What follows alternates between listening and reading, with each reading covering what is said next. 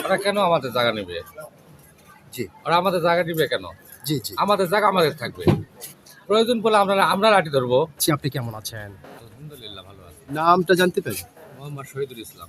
ভারতের একজন প্রভাবশালী নেতা তিনি বলেছেন যে বাংলাদেশের যশোর এবং খুলনা অঞ্চলকে ভারতের সীমানা করে ছাড়বে, এমন একটি হুমকি তিনি দিয়েছেন।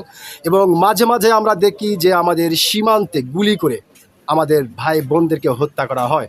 তো আসলে তাদের এই বিষয়টিকে আপনি কিভাবে দেখছেন? ওরা কেন আমাদের জায়গা নেবে? জি ওরা আমাদের জায়গা নিবে কেন? জি জি আমাদের জায়গা আমাদের থাকবে।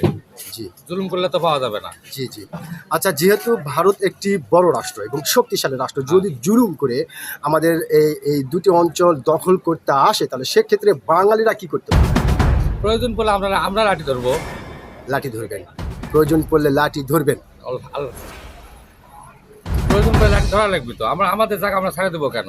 জি জি জি তার মানে আপনি যেটা বোঝাতে চাচ্ছেন যে যদি ওইরকম সময় আসে তাহলে আমরা সবাই মিলে লাঠি ধরবে এবং তাদেরকে হাঁটানোর চেষ্টা করবো। আর হটানোর চেষ্টা করবেন। ধন্যবাদ আপনাকে। সত্যি আপনি যে একজন সাহসী মানুষ, আপনি কিন্তু আপনার সাহসিকতার পরিচয় দিয়েছেন। আমি আশা করব আপনার এই সাহসিকতাটি বাংলাদেশের সমস্ত সচেতন নাগরিকদের হৃদয়ে জায়গা করে দেবে। অসংখ্য ধন্যবাদ আপনাকে।